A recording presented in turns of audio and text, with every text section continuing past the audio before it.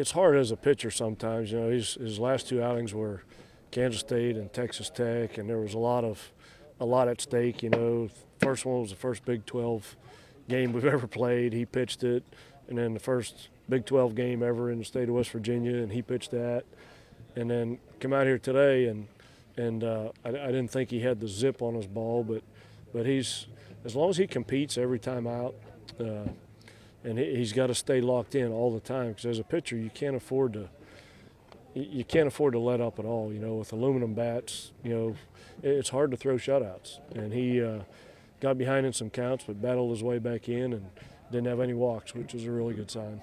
At what point when you got here did you realize that he was going to be able to contribute to this staff? As Tommy John, I mean, it's such a wild card. Some guys come back better than ever. Some guys never come back. You just don't know. Yeah, with the miracles of modern medicine these days, Tommy John surgery is about a 90 to 95% success rate. So feel good about that. Shoulders are a different story, but when you have Tommy John surgery, you usually come back pretty well.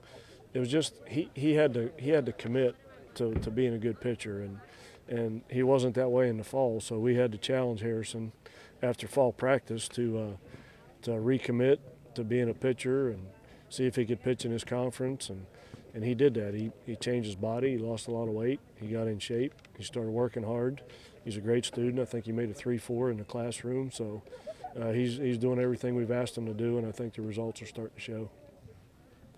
I mean, obviously, how much does it help that he's got the run support that he does in a game like this? That, you know, a shutout isn't necessary, but he still gets it. Yeah, you know, when you know that the guys behind you are going to score some runs, it really changes the way you can pitch. You know, you can afford to pitch in the middle of the plate, and you got a good defense behind him too, and the ball doesn't fly out of this park every day like it did today. So when you have a good offense and a good defense, you can attack hitters a little bit more, and I think in the past he's been nitpicking and trying to be a little too fine and trying to avoid contact, but there's no pitcher in the world that can avoid contact all the time. So you have to – that's how you get outs, is by guys hitting the ball, and I think our pitchers are starting to realize that.